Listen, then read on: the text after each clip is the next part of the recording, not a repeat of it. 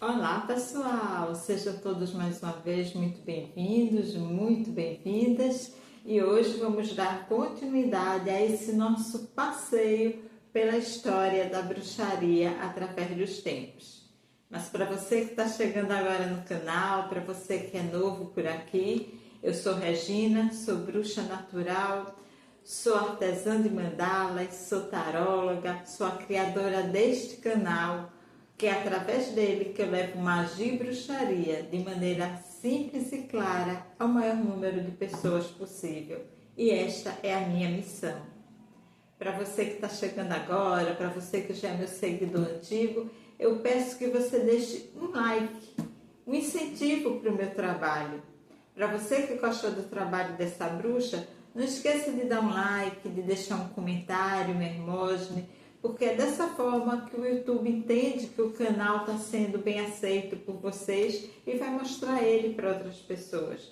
E a bruxa aqui agradece. Mas pessoal, vamos dar continuidade, à nossa sequência de vídeos que eu prometi para vocês que traria nesse mês de outubro, falando um pouco sobre a história da bruxaria, principalmente para você que é novo nesse caminho. Para você que deseja saber o que é de fato ser uma bruxa, o que é bruxaria e como tudo isso começou, onde tudo isso teve origem. O que foi a perseguição às bruxas? Então, tudo isso nós estamos conversando de maneira rápida, dando apenas algumas pinceladas para que vocês conheçam um pouco dessa história. E ao final desses vídeos eu vou trazer para você uma bibliografia caso você queira estudar e se aprofundar mais neste assunto. Mas vamos lá. Nós temos visto como desde a pré-história o culto da deusa mãe tinha começado, o quanto a mulher era reverenciada e vista como deusa, e como isso foi através dos tempos caindo, com o domínio de outras tribos, de tribos guerreiras, de tribos que tinham o deus masculino, como a sua expressão de fé maior.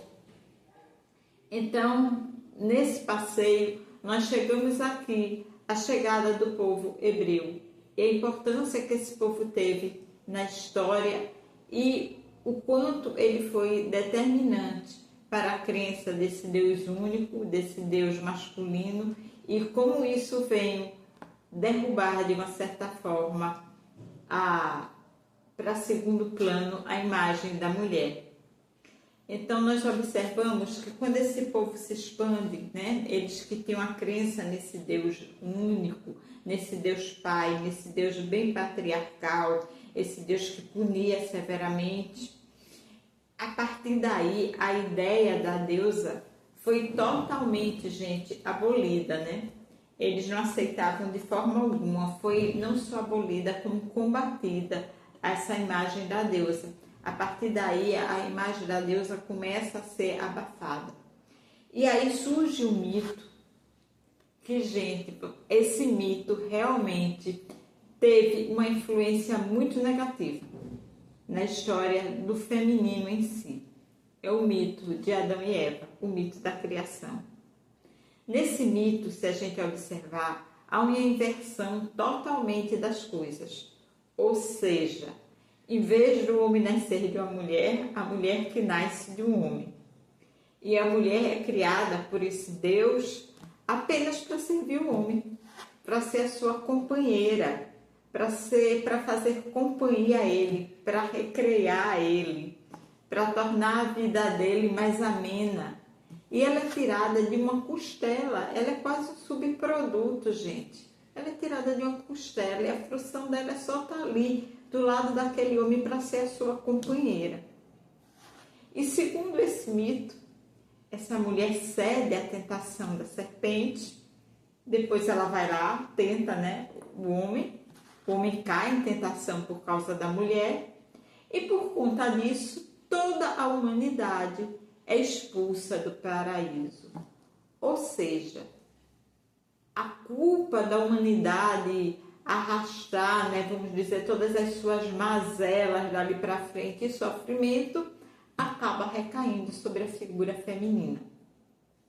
E a partir daí, O corpo da mulher, que era considerado lá atrás sagrado, que era honrado, a partir de então passa a ser visto como algo pecaminoso, como algo tentador, como algo fonte de tentação. A partir desse momento, a sexualidade passa a ser demonizada e apenas aceita para fins de procriação. A sexualidade como fonte de prazer passa a ser demonizada a partir daí. O trabalho, que é algo natural para o progresso das civilizações e dos povos, passa a ser visto como um castigo para o homem. E o ato natural e biológico, a dor natural do parir, passa a ser considerado um castigo para a mulher. A partir daí, a figura feminina é realmente rebaixada. A mulher causadora de todos os males, a mulher fonte de tentação. A mulher, para ser aceita, a partir de então, ela tem que ser submissa ao homem. Submissa ao pai, ao irmão, ao marido. Ela perde totalmente sua voz de comando. E aí, no caminhar, desse povo hebreu, que difunde muito esse mito, no caminhar a figura da deusa totalmente desaparece. Depois nós vamos ver a chegada de quê? Mais lá na frente. Do cristianismo, o advento do cristianismo. E quando o cristianismo chega e se estabelece, quando finalmente, depois de muita luta, o cristianismo se e passa a religião católica ela se estabelece como sendo a principal do Império Romano. Aí é que vem realmente a perseguição dos cristãos, dos católicos, aqueles povos pagãos, porque o catolicismo, o cristianismo, ele se estabelece ali no Império Romano, mas aqueles povos circunvizinhos levou muito tempo para eles serem convertidos. Eles continuaram durante séculos e séculos a adorar a deusa, a adorar suas divindades, a cultuar a natureza como sagrado, a manter os seus rituais. Esses povos, que eram chamados povos pagãos, e que se a gente for buscar a origem desta palavra, essa palavra pagão, ela tem origem no latim, paganos. E o significado dela é homem do campo, camponês. Porém, a partir de então, ela passa a ter pelos cristãos e pelos os católicos aquele sentido pejorativo de pagãos não batizados, não convertidos. Eram aqueles que não tinham se batizado, se convertido ao cristianismo. Então, a palavra pagão já passa a ter um sentido pejorativo. E esse povo é perseguido durante séculos e séculos. A nova igreja tenta de todas as formas trazer aquele povo à conversão, inclusive trazendo para dentro da própria igreja algumas de suas celebrações. Ele pega as celebrações dos pagãos, dá uma maquiada, colocam ali como quem diz, olha, vem para cá, porque aqui também tem isso que vocês cultuam. Ou seja, a gente vai ver Iule, que é o nascimento do Deus Sol, onde se comemora o solstício do inverno, a chegada do inverno, transformada. A igreja pega esse ritual pagão e transforma isso no Natal, no nascimento de Jesus. Ora, para aqueles povos era o nascimento também de um rei para eles, de um Deus, o Deus Sol. Então eles transformam isso no nascimento de Jesus. E pegam um pinheiro, que é um símbolo dessa festividade pagã, e trazem, incorporam e transformam o pinheiro na árvore de Natal que nós vemos até hoje. O pinheiro, gente, é a única árvore que mesmo no inverno mais rigoroso continua verde. Ele continua verdinho mesmo no inverno.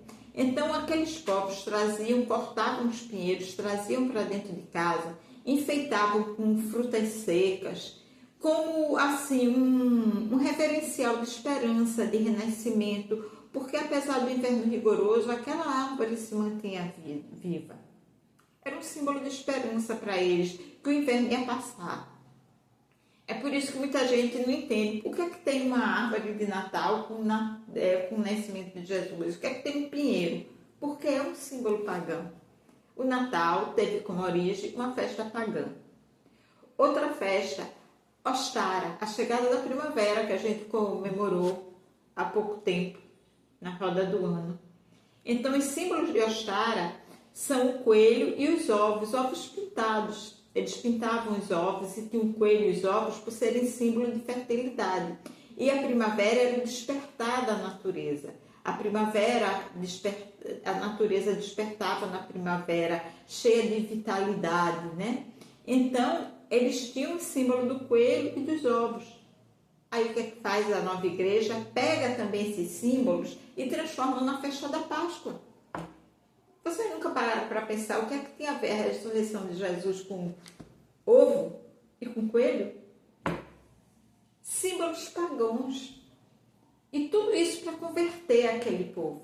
Porém, aquele povo continuava, muitos deles, arraigados em suas crenças. As divindades daqueles povos foram totalmente demonizadas. Aliás, o povo hebreu já tinha criado lá atrás a figura do diabo, né? A figura do demônio. Porque se eles estavam cultuando um Deus que era bom e justo, eles tinham que achar um rival para esse Deus para justificar as diferenças, as anomalias, as maldades do mundo. Então, eles criam a figura do diabo.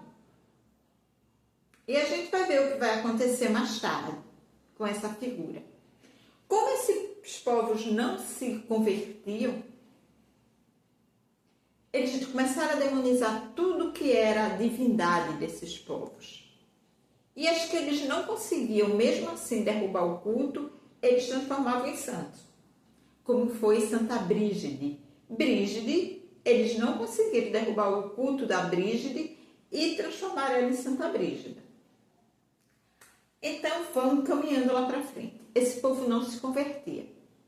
E qual é a melhor forma da gente dominar uma massa, uma população? O medo. Então, já que não ia de jeito nenhum, vamos colocar o medo aí. Mas tem que ser um medo forte. Então, o que é que eles fazem? Eles pegam e começam a dar rosto, aquela figura do diabo começa a ter uma afeição. E essa afeição é de um deus chamado Cernunnos. Aqueles povos adoravam muitas divindades que possuíam chifres, como animais também que possuíam chifres, como o bode. Mas isso era porque esses animais representavam força, virilidade. Então, o que é que eles fazem? Eles colocam os chifres do bode, de Cernunnos, a figura de Cernunnos é idêntica à figura do diabo, né? que a igreja criou. E dão esse rosto dessas divindades daquele povo para o diabo. Pronto, está feito. E pegam, criam a imagem da bruxa. E quem seria a bruxa? Aí é que está. A bruxa era aquela mulher mais ou menos independente. Aquela mulher que naquela época conseguia sobreviver sem um homem, sem o domínio de um homem. Ou então aquela mulher na sua totalidade idosa, a velha. Aquela mulher que já não gerava mais filhos para aquela sociedade. Na maioria viúvas, que já não tinha um homem que a sustentasse, que de uma certa forma era um peso para a sociedade. Então a velha, aquela que não gerava mais filho, ou aquela mulher que tinha uma certa independência, aquela que vivia mais isolada, era a bruxa. Estava criada a imagem da bruxa. E a bruxa, ela vivia, ela era parceira, ela tinha um pacto com o demônio e vivia recuada no meio da floresta. E sequestravam as crianças não batizadas à nova religião, levavam para suas orgias e sacrificavam essas crianças. O medo se instalou. A única forma daqueles povos, daqueles camponeses salvar seus filhos era batizando eles e se convertendo à nova fé. Obviamente que aquele povo, apavorado com isso daí, correram para batizar seus filhos. E foi dessa forma que se fez a conversão dos povos pagãos. E começou a caça à bruxa e chegamos na Idade Média. A caça às bruxas, gente, foi a coisa mais terrível, uma das mais terríveis da história da humanidade. As mulheres, em sua totalidade, na maioria eram mulheres perseguidas. Houve homens sim. Mas se vocês prestarem atenção, a palavra bruxo não tem tanta negatividade. Na maioria das vezes, eles, quando se referiam a um homem que fazia magia, é o mago. E tem um certo respeito. Alguns homens foram queimados, sim, mas muito poucos. E na sua maioria, esses homens que foram queimados nos tribunais da Inquisição, eles tinham posses. E a igreja queria as posses, confiscar os bens desses homens. Foi assim que a igreja também enriqueceu. Então, eles eram bruxos. Vamos queimar também. Mas a sua totalidade foram mulheres. A grande maioria, gente, a esmagadora maioria foi mulheres. Nós temos aqui, eu anotei para você, a grande totalidade disso.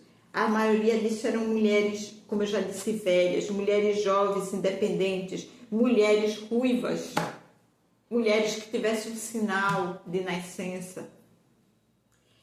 80% dos que foram executados foram mulheres. Executados e antes torturados. Essas mulheres eram torturadas, eram sediciadas para que elas se confessassem bruxas.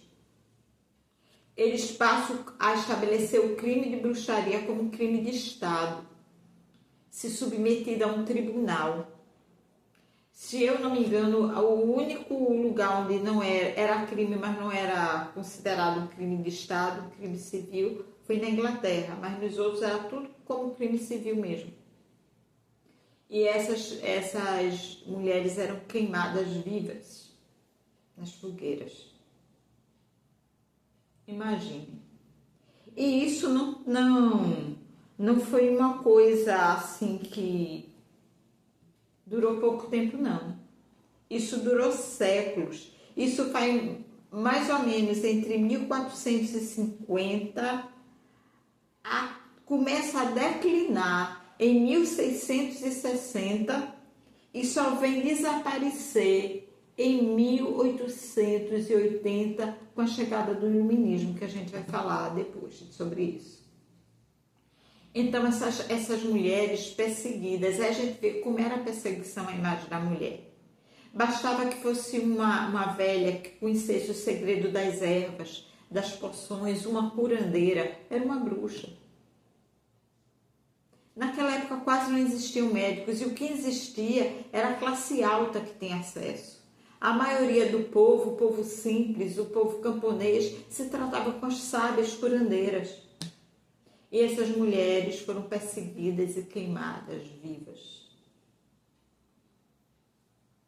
Os animais, começa aí um outro tipo de preconceito que até hoje reverbera em nossa sociedade. O preconceito contra a cor negra.